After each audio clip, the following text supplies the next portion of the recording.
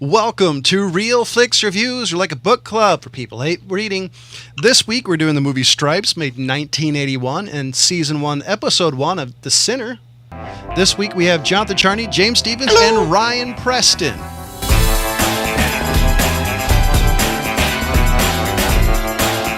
So here's the description of the movie Stripes, 1981. Two friends who are dissatisfied with their jobs decide to join the army for a bit of fun. Which, by the way, isn't that the same description as In the Army Now with Pauly Shore? Yeah, and I'm pretty sure it's the same one for Full Metal Jacket. I gotta say, I love the cast. I mean, this is Bill Murray, John Candy, Harold Ramis. And John Larroquette. Yep, a very young John Larroquette. This has an amazing cast. Laryngitis. One of the reasons I picked it, because Bill Murray has the rare ability for all his movies to be the same in quality. Like, they're not shit. They're not always amazing, but they're always at least some level of being entertaining.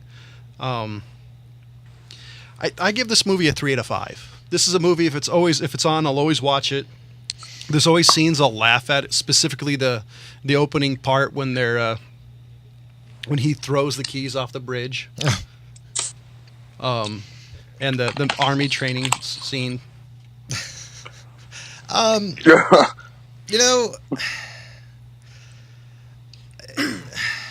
This one for me, it's one of Bill Murray's lower, just down there on his list of really good funny movies. I mean, where would you put Groundhog Day on? Groundhog Day is his top. That's the pinnacle of his career. That and Ghostbusters as well is up there with him. But so what's the trifecta? Caddyshack? Yeah, I'd say that's the other one. I never was a big fan of What About Bob? That movie always was kind of stupid to me. I know people that love that one, but it's like time out. You heard me. I hate that movie. I hate that movie too. And I even saw it in theater. And even in Zombieland, he was entertaining, but I wouldn't say that was one of his films. That's more of a Woody Harrelson type thing.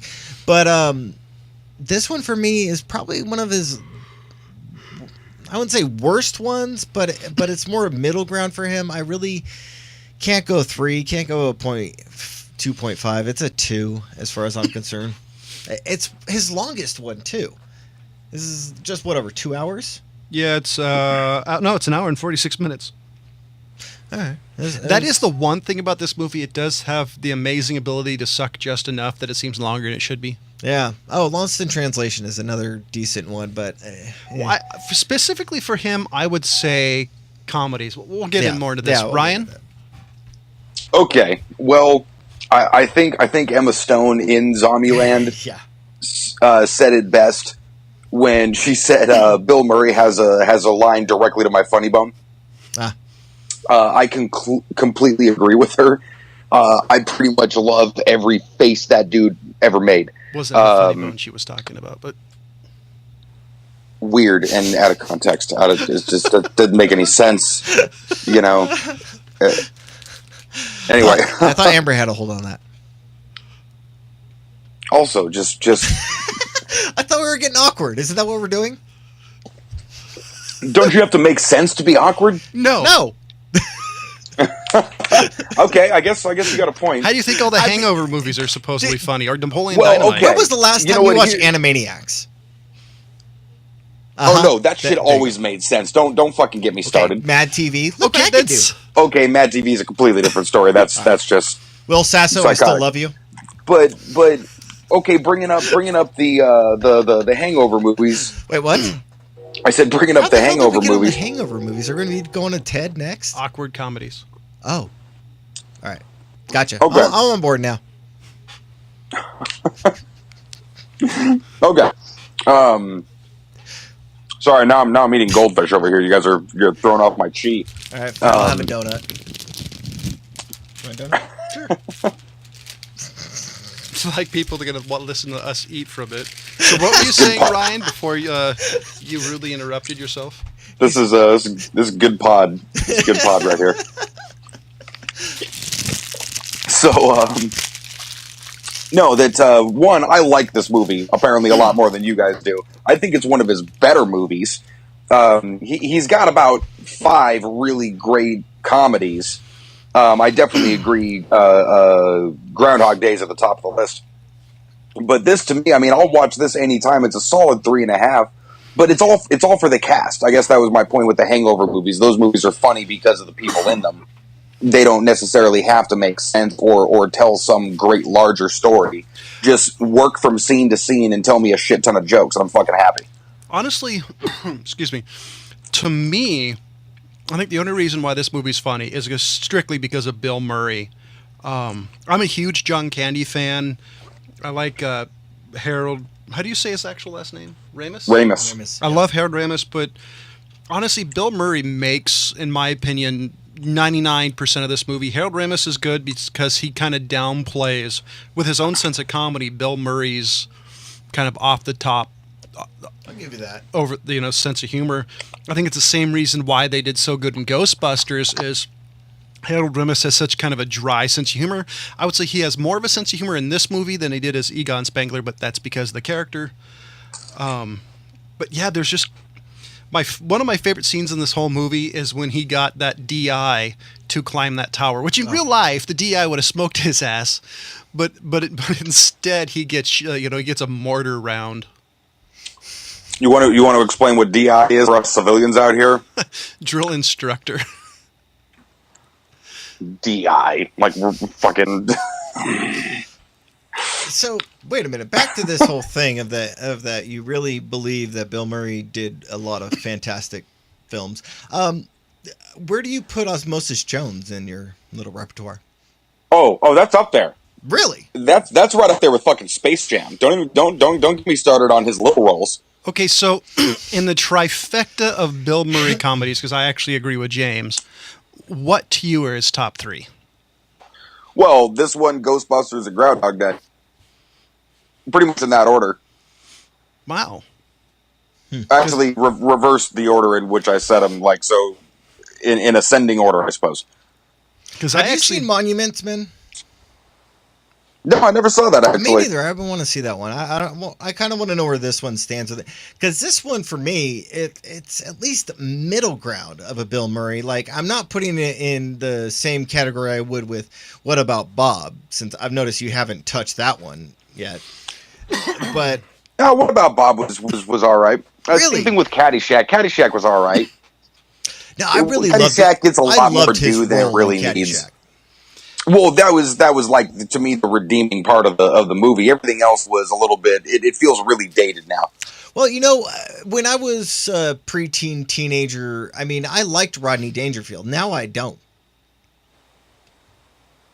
Yeah, Rodney Dangerfield. If you understand how much of an act it is, you can kind of respect the show aspect. Yeah. No, I respect his act. I'm just saying that his movies, the role he played in it, I think just got annoying. I was trying to agree with you. Yeah. Like I absolutely, I do not like. I've never really liked most of his movies. I love his stand-up comedy, but that's because of his act specifically. Well, basically, his movies are him doing stand-up, but in front of a camera. Is there a lot of stand-up comedy from Bill Murray that I've missed? Oh no, we're talking about Dangerfield. Sorry. Oh, Dangerfield. Oh, yeah. Okay. Yeah, I thought we were back on Bill Murray. I'm like, Bill Murray was from Saturday Night Live. He didn't in this film, I think they really dropped the ball with how little they use John Candy. I don't know about you guys. I really enjoyed John Candy. This was a Bill Murray vehicle. Oh, yeah, John Candy was great in the parts that he was in. Yeah. I really liked Harold Ramis in this one too. The only thing is, I don't know. Yeah. I kind of think that John Candy's and Bill Murray's sense of comedy would not have meshed really well in this. Because I think Bill, John. What was that? Sorry. I was going to say Bill Murray's comedy stands the test of time. That shit's always funny. Well, no, I don't disagree. Because Bill Murray's over the top, but he does it in a way that it's still relevant. I think you guys are bigger Bill Murray fans than I am. Yes. John Candy, I just don't think his sense of humor would have translated very well if they kind of pumped up his role a little bit. What are you kind of saying his standard comedy is? Are you talking about the camp one? Are you talking about Planes, Trains, and Automobiles? Well, yeah, like Trains, Planes, and Automobiles. You do that. You do Planes, Cool Trains, and Running. Automobiles. Like all of his movies, or Uncle Bob, from if that's what Uncle Buck. Thank you. It's his typical comedy. I just don't think it would have meshed very well with Bill Murray. It's just such an over the top character. Well, it was again a Bill Murray movie. Yeah. It's not a fucking buddy cop movie. Totally. I'll give you that one because I think if they used John Candy, I think they could have used him a little bit more without it becoming the John Candy movie instead of the Bill Murray movie. I actually thought they used him perfectly because you got What was great is you have three characters who were able to be funny off of the drill instructor. yeah. Oh, okay. That's where the straight guy came in, because like otherwise if it was a buddy movie with him and John Candy, one of them would have to be the straight guy, and obviously Candy would be the frustrated partner or whatever.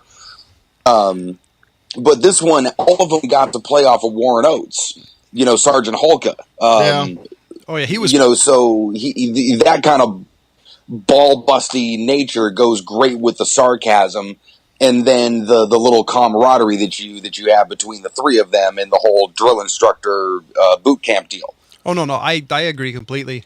I thought it was perfectly structured. Is my point. No, I agree. I think they used John Canley perfectly. I thought they used Ramis perfectly.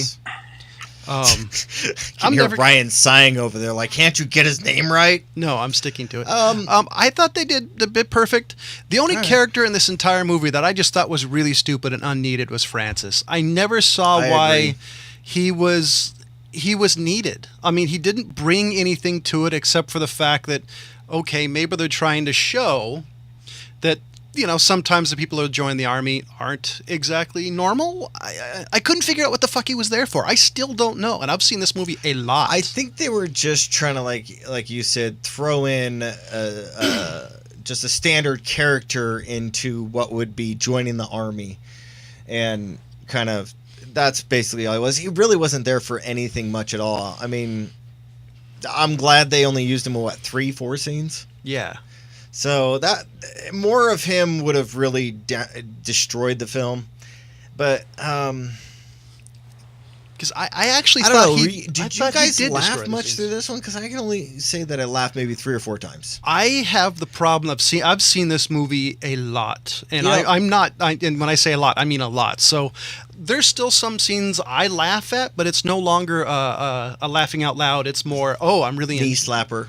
Yeah, or it's more like nostalgia for me at this point because I've seen it so much. I've never actually seen this film from beginning to end in one sitting. Oh God, I've seen all of it before, but that's if you put everything together. I've probably seen this movie 100 times. So, and I wish I was kidding. I've watched it a lot just because it's Bill Murray. I don't know if I had a choice between this, Spies Like Us, or In the Army Now. I think I'd go with In the Army Now or Spies Like Us. Oh hell no! I'd be watching this. Yeah, this and then Spies Like Us, because I fucking love that movie. I love that movie too. But it kind of seems like it's the same type of thing. You got these shenanigan guys that end up stealing something they're not supposed to. More shenanigans ensue. They come to rescue the day. Bingo, bango, you're done. This is the formula of any Todd Phillips movie. The Judd Apatow type of stuff. It's the same formula that's worked forever. You get funny people together and tell jokes. This one where you're bringing up that there's only really 3 to 4 basically blueprints to any movie. Oh yeah. So it's. I think that the you're difference. You're gonna have it the same coming out, and you're gonna be able to compare it to like I just did with In the Army Now and Spies Like Us. The difference though is you got Bill Murray and Harold Ramis is the fact that you've got two people who play off each other really well, and who at this time were still friends. They hated each other. I would say this is one of the few films that you see Harold Ramis basically be a main character.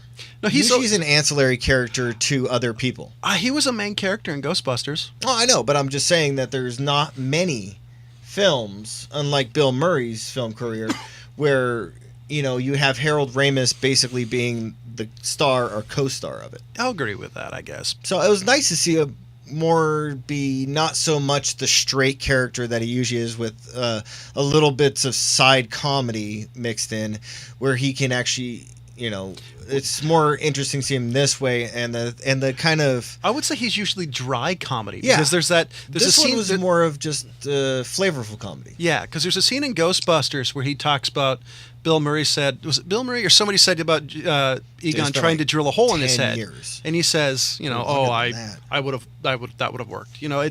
He was extremely dry because of the character. But no, I agree. By the way, I love him in Knocked Up as the stoner father to Seth Rogen. That was fucking great. Yeah. I've actually got to see part of that movie now. That's hilarious. I mean, I'm kind of burned on Seth Rogen these days, but there are some decent ones of him. The interesting thing about this movie is I don't know if I really like the end. That RV, that was the part of the movie that always kind of struck me as odd. There's all this secrecy for a badass RV. Then it gets revealed to the public because some guy decides to go on a little bit of a holiday, and some dumbass lieutenant or whatever goes after him. It's just, I get it, but it's still kind of like stupid. And why can't my RV have a flamethrower? And hold on, this wasn't necessarily an RV. This is a Volkswagen bus that they turned into a military spy vehicle. It was a recreational vehicle. All right. I don't know. I still think I wouldn't mind having one of those these days. It'd be kind of fun. But an RV or this one? Well, I would prefer that one with a kitchen, of course. Some little counter space, I can cook with a little propane. I do love the fact that during the scene where they lowered the back end, somehow there was more room inside of it than it was in the initial scenes. Yeah. It's like, there was definitely multiple versions of this thing. So I got a question, because I didn't spot him. Maybe you guys did. But did you know that Ray Jackson was one of the bouncers at the mud wrestling bar? No. You know what I'm talking about, right? No. Bloodsport. Ray Tiny Jackson. Oh, shit. No. Oh, shit. No. No, yep. He was one of the bouncers. Oh, shit. You're right. The mud wrestling place. You're right. Now I know. Yes. And I totally missed him until I went through this, and I'm like, wait a minute. I saw Donald Gibb, and I'm looking at him like, that's Ray Tiny Jackson from Bloodsports. So I thought it was a nice little kind of Easter egg to find going through the cast. But yeah. The other thing that really bugged me about this film, and I think it was just a pet peeve of mine seeing it in basic training in the Army, is move the rifle around your head, not your head around the rifle. Okay? Well, they probably did that. If you don't know what that's from, then you don't know. They just don't have to lead them this much. I do love the way Bill Murray kind of gingerly tossed that grenade. It was chink, tunk.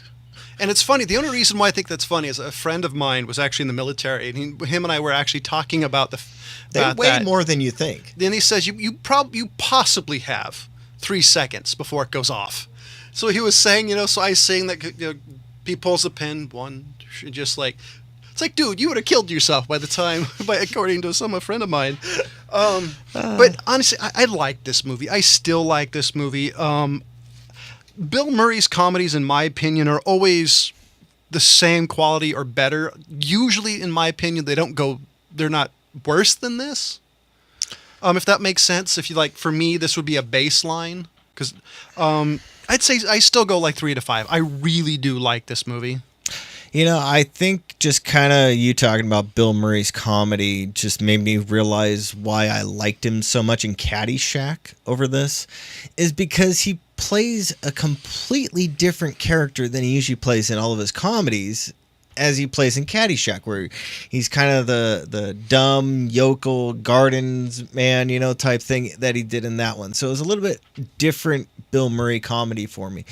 But this one for me, it just kind of seems like it just didn't do anything for me. I wasn't really laughing. The only scenes that I really laughed at were John Candy teaching some guy how to play poker. So, yeah, I don't really think I can go over a 2, because as far as I'm concerned, it's not up to what I like to see Bill Murray do. Ryan? Still 3 and a 5. I'm with you on this one. And let me tell you, Charney, it does my heart good that you like Bill Murray. Yeah, because I know your absolute disdain for comedies. that's what I was gonna say. Is this is a very rare thing where John and Ryan are together on a comedy film when I'm not. Yeah. Yeah, that's a very rare thing. Because it's Bill Murray, and Groundhog Day is literally one of my favorite movies, which I've probably seen it since it came out in theaters probably 200 times. Yeah, I got a big crush on Andy McDowell from that film, though. The weirdest part of that movie is even if you catch it in the middle, you didn't really lose much. Yeah. So that's one of the reasons. Well, you I might love it. not really understand the 5-10 minute scene of him just continuously killing himself. You might not get that. Honestly, you'll catch up along the way. That's still my favorite section of that movie. Ladies and gentlemen, we do have a Facebook page. Go to facebook.com/RealFlixReviews. Do you have any movies you'd love us to do, or even any movie reviews you want to forward to us? Just go there. You can also catch us on iTunes, Podbean, Stitcher, and more. So, ladies and gentlemen, we do have a TV show. So, James, batter up. This one is called The Sinner. It came out, I think, that maybe a month ago, and it kind of caught the news because there was a lot of people disturbed by this TV show. Basic premise is a young mother tries to find out what's causing her to have violent tendencies. And she literally stabs some dude 6 times in the middle of a full beach on a lake in front of kids and everything. And I think that's what disturbed a lot of people. But for me, there was no intrigue. Oh, I'm still trying to figure out. People are disturbed by that, but they love Game of Thrones. There's more disturbing stuff in Game of Thrones than there is in stabbing somebody in the middle of a beach. I'm pretty sure this is. I think I marked it down as it's a USA TV show, so that might be why it was so. So basically, it's an alphabet channel of cable. Yeah. It was the one that I guess people aren't really expecting to see somebody get stabbed and their arteries spraying blood all over the beach and all over people. Ooh, USA's trying to turn it up a notch. But for me, this one has already been done. There's a TV show out there called The Killing. And that one is way better than this one. Good and movie. This one is kind of it's trying to be that, but failing. I give it if you want to watch the first episode, go ahead. It's just boring and there's no intrigue, really. It was just pathetic to me. So what was there This anything? is not a must-see. Was there anything in particular that you just you hated, or was it just meh the whole time? It was just basically meh the whole time. You remember the Robin Williams one where he was a killer? Oh God, what's the name of it? Insomnia? Yeah. Yes. Or Insomnia. 1 Hour Photo? Insomnia. Yeah. So you know how the pacing of that is really slow, but there's at least enough intrigue that you go to the next scene? Yeah. This one is like the pacing of that, but not enough intrigue to go anywhere with it. Oh. So yeah, That's brutal. That's a really bad review for it, and I think it deserves it. So on the feel factor, it's probably an hour TV show. How long did it actually feel? Well, I'll tell you what. It's 8. It's 8 parts. It's more of a mini series than a show. It's a series in 8 parts. It's not in for a second season. Dude, so, I'm not so sure about that. if they do, it's not going to be with Jessica Biel. Yeah, and so it's going to be like what they do with American Horror. How if anything, it would be an anthology, but that's not where they're going with this. Yeah, it was disappointing, really. Because it's a one-off. Because I didn't hear about this until James brought it to his attention a couple of weeks ago. So I heard about it before it even came out, and it was one of those. I was like, I'm actually kind of interested in this one. And I watched it. I'm like, I don't think I'm going to waste my time even going for a second episode. I might catch it when it's all done, and I really, I'm done with everything else that I'm actually interested in. Maybe. I think the problem nowadays with TV shows is, there's American Horror. There's all these horror-based TV shows. There's people. They're trying to, catch lightning in a bottle, and obviously this one just failed. Yeah. They're after this the sort of untapped television market of the people who used to like getting scared watching The Outer Limits or Twilight Zone. Right. With the sort of anthology things, and obviously, times change, a little more twisted these days of killer clowns, et cetera, et cetera. But this one, Sweet. Oh, sorry. Go ahead. No, so I'm just thinking, you've got Outer Limits, you've got Twilight Zone, you've got television shows that had amazing cast, amazing writing, that you knew what you were in for, and by the description of this, you didn't have any of that. Yeah. Well, let me point something out though. James has a very dark sensibility. True. Especially in viewing. He does not view things like your average person. Sure. Goes back to the conversation we had a couple of weeks ago. Yeah. I mean, if we got into a list of like comedies, you would start thinking to yourself into the list like, wait, that's not a comedy. Wait a second. What's going on here? Where did this list get into the darkest shit of all time? And why is he saying they're comedies? Anyway, I'd start the list with Kill Bill. Yeah. Well, at least that's Tarantino, and his movies are remarkably funny, regardless of subject matter. Sin City, Frank Miller. Definitely funny. Do you want me to keep going? I mean, I can look, do this. those are meant to be funny, but I'm talking about like you would call like Hostel a comedy or some shit.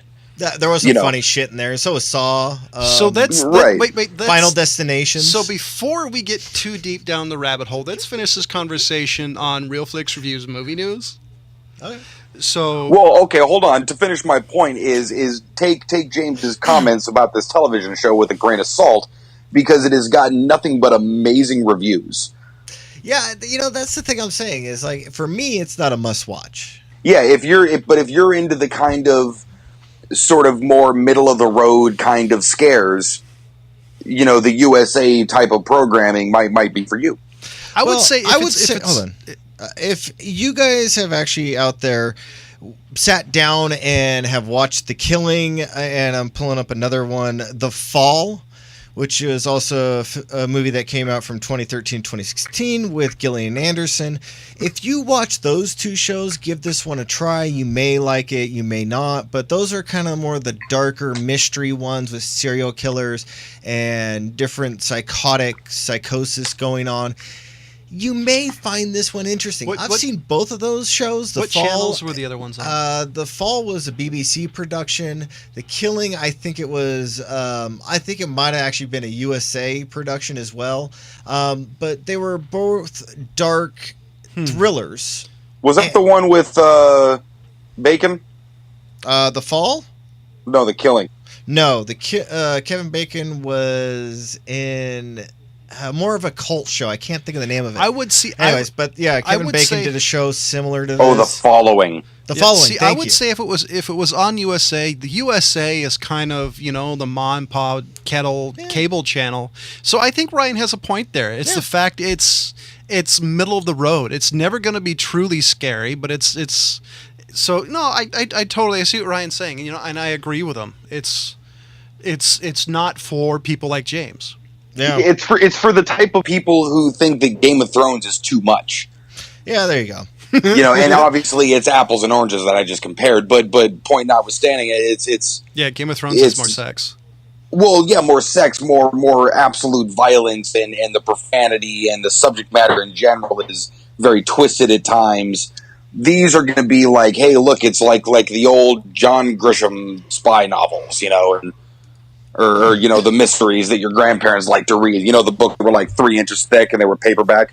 So next week is James's pick. So okay, so my pick comes with a question for you and Ryan. I just want to see if you guys know why I am picking this one when I have 8 other ones to pick from. I am picking the 1985 classic Police Academy 2. Oh, Jesus. Well, of course you're picking it because it's the one with Bobcat Goldthwait. There we go. Good boy. Because he was not in the first one. Yep. By the way, for those out there who are misremembering that. Yeah, exactly. That's why I like the first one so much. Dude, he was all right. Well, we will get into this when we watch the film. The TV show I'm picking, we already did the pilot to this one, but it did get picked up, and it will be continuing on. We are doing episode 5 of The Tick. Oh wow! I didn't realize. Just go ahead. Everybody gets 6 fucking episodes. Watch the whole goddamn thing. Yeah. I didn't realize it got picked up. Yes, it did. It came. The whole thing was released on Friday of last week, and it's wonderful. So, ladies and gentlemen, I gave Stripes, made in 1981, a 3 out of 5. James gave it a 2 out of 5. Ryan gave it a 3.5 out of 5. We kind of gave The Sinner a skip it. Unless you really want to watch give it a try if you feel Next like it. week, we're doing the second Police Academy. And what TV show are we doing? We're doing The Tick, Season 1, Episode 5. And for Jonathan Charney, James Stevens, and Ryan Preston, as always, thank you for listening. Goodbye.